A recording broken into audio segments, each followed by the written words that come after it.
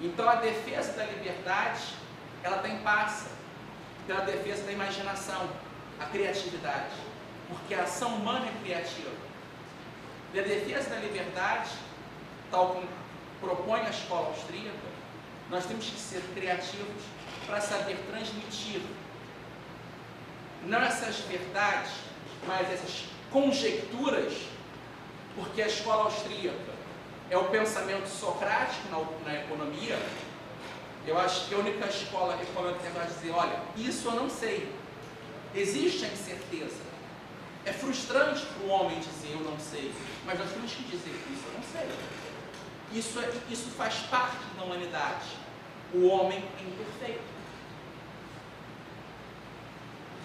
E ele só consegue fruir suas potencialidades admitindo que não sabe. Se eu sei que não sei, eu vou buscar saber. E é isso que a escola austríaca convida a todos a fazer. Obrigado. Espero vê-los amanhã e agora abro para as perguntas.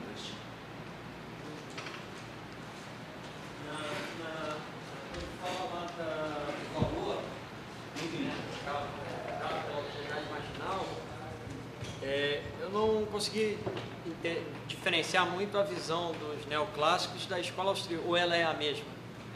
Ela se pauta na mesma base. Esses neoclássicos, digamos, Varra, Jevon, Menger, eles têm a mesma ideia de atividade marginal. Eles partem de pressupostos distintos. O encaminhamento da teoria se dá em formas distintas, mas ambos entendem que o valor se dá nessa visão subjetiva. Entre utilidade subjetiva, numa utilidade é útil, a caneta é útil porque eu posso escrever. Não, ela é útil no momento que eu preciso dela. Quando eu estou na praia, eu não vou precisar, a caneta não é útil. A não ser que eu fosse solteiro, uma menina bonitinha, aquela hora passa e você... Cadê a caneta para anotar o celular dela? Aí sim, a utilidade, o valor da caneta numa hora dessa vai lá em cima. Caso contrário, eu não estou ali para escrever. Uma ligação telefônica urgente, ela tem um valor. É a questão da água e do diamante. A água no deserto, valor imenso. O diamante, eu estou ali, é nada. Mas lembrando que aí é o importante da visão que o Mises fala, é que essas escolhas, o paradoxo da água e do diamante, de certa forma, se dá porque eu não estou valorando toda a água do mundo versus o diamante do mundo.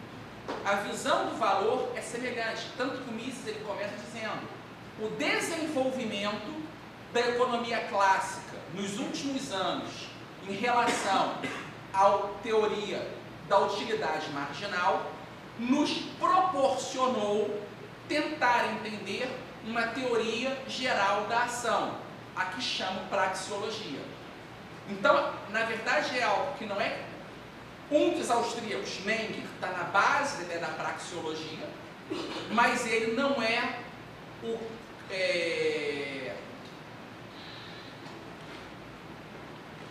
o ponto central da escola austríaca. Até é um ponto importante econômico, como análise econômica, mas na praxeologia é algo que vem anterior à escola austríaca. E a escola austríaca, nessa postura socrática, ela procura o tempo todo buscar base em autores anteriores.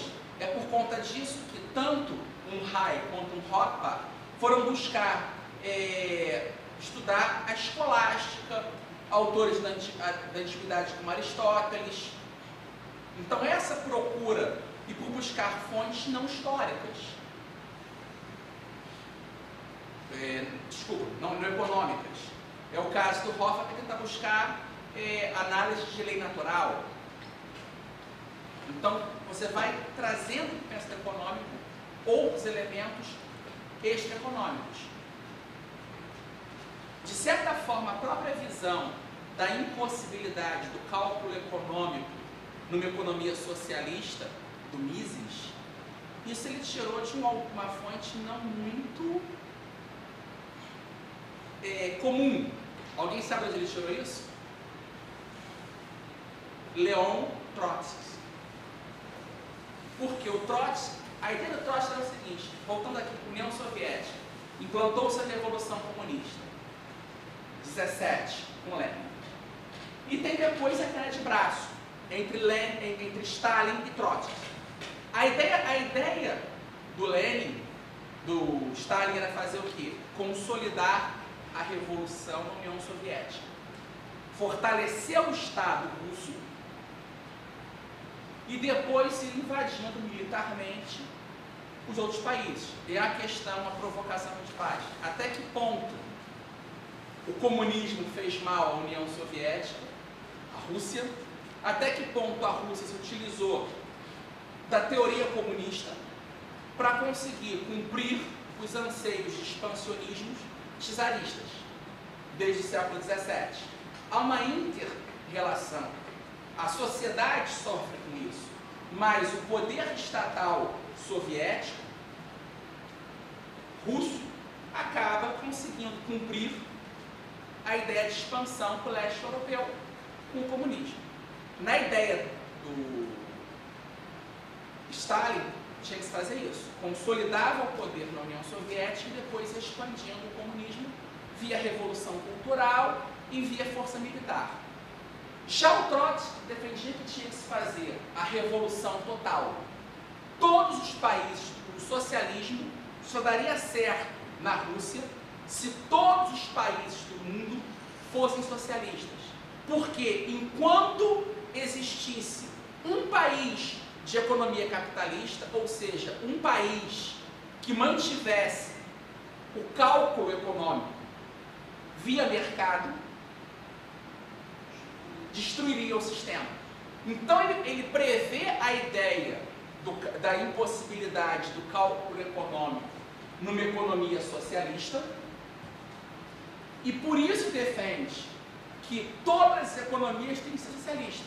Todos têm que viver dentro da Matrix. Se existe um pequeno grupo fora da Matrix, esse grupo pode agir como um vírus dentro da Matrix. O Mises pegou esse insight e é interessante que, se vocês forem um dia visitar a casa histórica da FEE, Foundation Economic Education, em Irvington, Hudson, tem uma carta do Trotsky para o Leonard Read, que é uma das pessoas que o Mises agradece na ação humana, porque o Read queria que o Trotsky escrevesse para a revista deles, a Freeman, um artigo explicando como estava a situação da União Soviética no momento pós-revolução, o que o Stalin estava fazendo naquela época. Foi apenas a denúncia antes do relatório Khrushchev. E o outro ponto, ele queria que o Trotsky escrevesse alguma coisa explicando a visão dele da impossibilidade do cálculo econômico se todo mundo não fosse socialista. Infelizmente, uma picareta na cabeça dele impediu isso. Mas é um ponto interessante isso. O Lawrence Reed o Leonard Read era muito inteligente nisso. Lawrence é o atual presidente. E o Israel Kirzner saber utilizar os argumentos dos adversários para reforçar a própria teoria. Isso é um ponto que é muito importante. E o Mises faz isso várias vezes no Ação Humana. Ele sabia muito bem o que ele estava não criticar. O Socialismo, por exemplo, é brilhante o livro dele. Pena que não temos em português. É uma obra que merece ser traduzida. Tijolo também, mas é uma grande argumentação. Saiu pela FIA uma versão menorzinha, que é só da imposição do cálculo econômico, com um prefácio até de um amigo meu, Yuri Maltsev, que era uma figura. O Yuri era um economista do Partido Comunista russo, e ele foi mandado para o Ocidente para estudar esses malditos economistas burgueses, porcos capitalistas, para criar refutações e fortalecer a base do partido. Isso pouco antes da perestroika e da glasnost. Ele começou a estudar, e ele concordava, lendo Keynes, lendo Friedman, Não, de fato, os economistas burgueses estão errados, e ele foi refutando com base, mas todos eles. Até que caiu nas mãos dele esse livrinho aqui, Ação Humana. E ele começou a ler, e ele fez um relatório. Olha, camaradas, eu acho que nós estamos errados. Foi para a cadeia. Ficou um tempo, quando teve a abertura, ele se mudou. Hoje ele é professor em um college em Chicago. E durante o verão, ele dá aula de canoagem no Alasca. Essa é a pessoa que eu acho que vale a pena mais à frente tentar trazer ao Brasil uma conferência dele, não só no campo de Mises, das pessoas que mais conhecem atualmente essa questão da impossibilidade do cálculo econômico, que foi o que ele estudou mais, e ele vivenciou o problema. Yuri Maltsev.